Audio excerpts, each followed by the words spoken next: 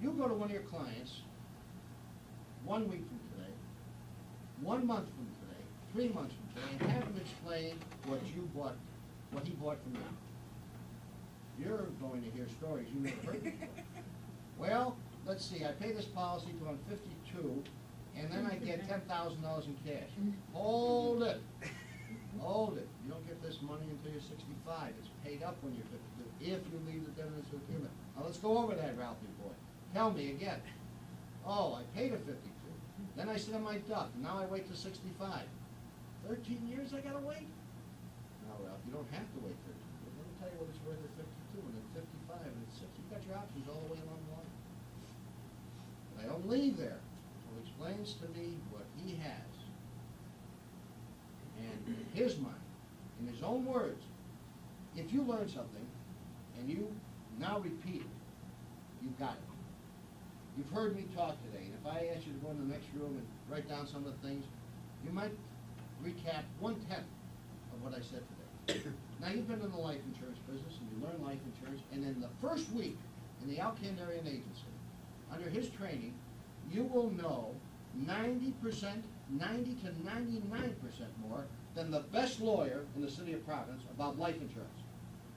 90 to 99% more than he knows. And yet, you're saying, why do I have this confidence? I need more training, more training, more training. The trouble is that life insurance people are very reluctant to say, I'll research this and let you know.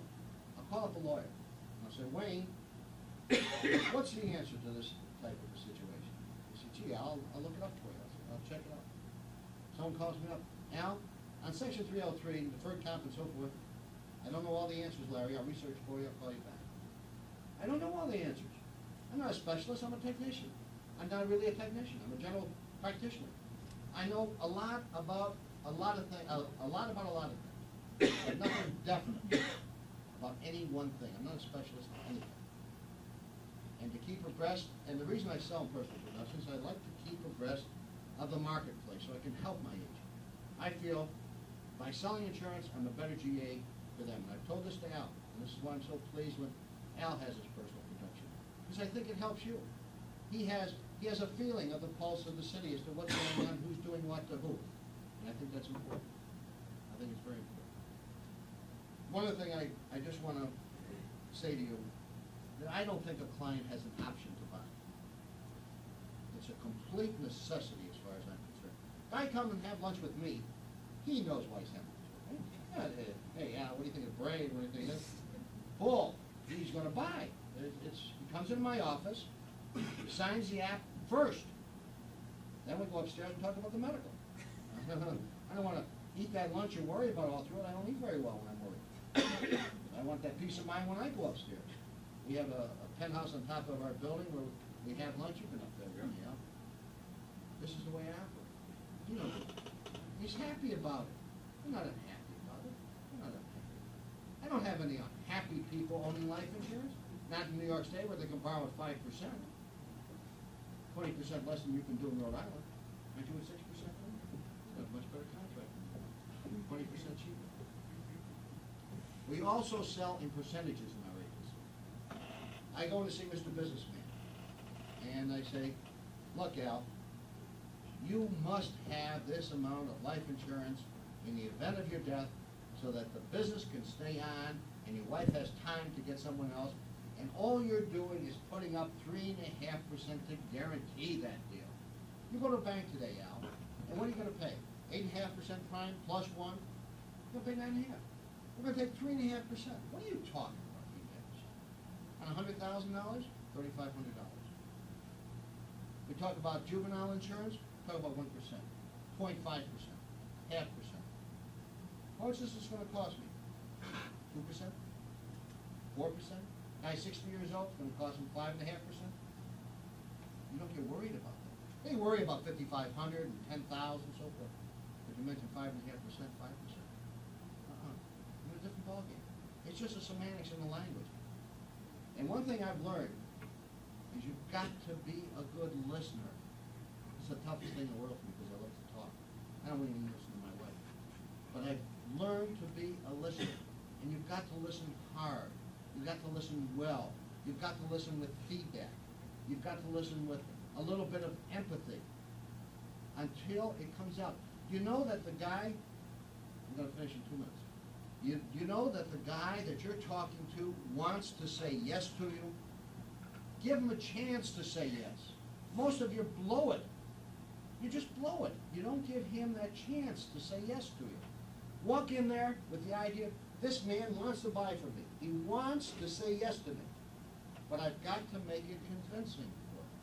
I've got to sit on his side of the desk and be with him. This is what it's all about. At least this is what I think it's about. Thank you for listening.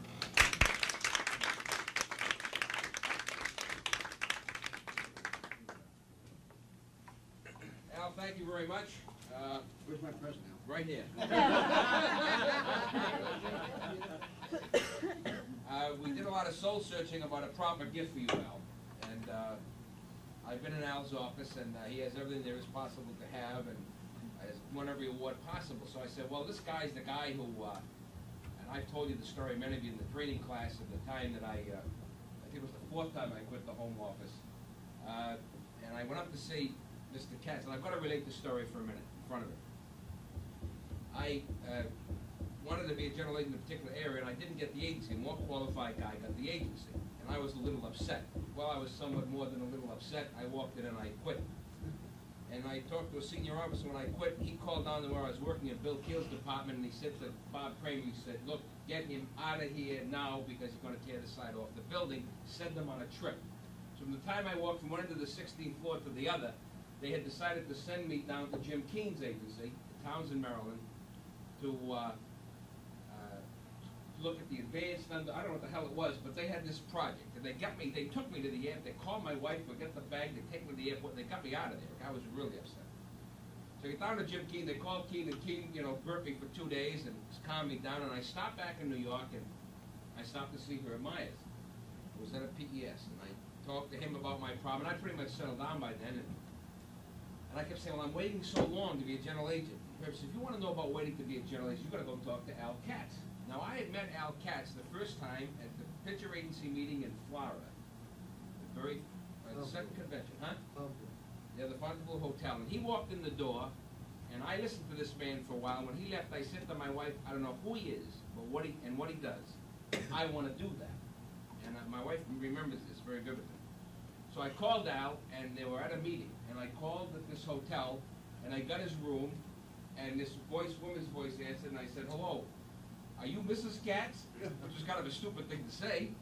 And I got a hold of Al, and he said, come up and have lunch with me. So I came back to the home office, still upset, and I said, I'm going to see Al Katz at Buffalo. He said, go, go, go. So I took my family with me, and we stayed outside of Buffalo, went to Niagara Falls. And the next morning, I went in, and I met Mr. Katz. Vince Bauer was in there that day, in fact, too.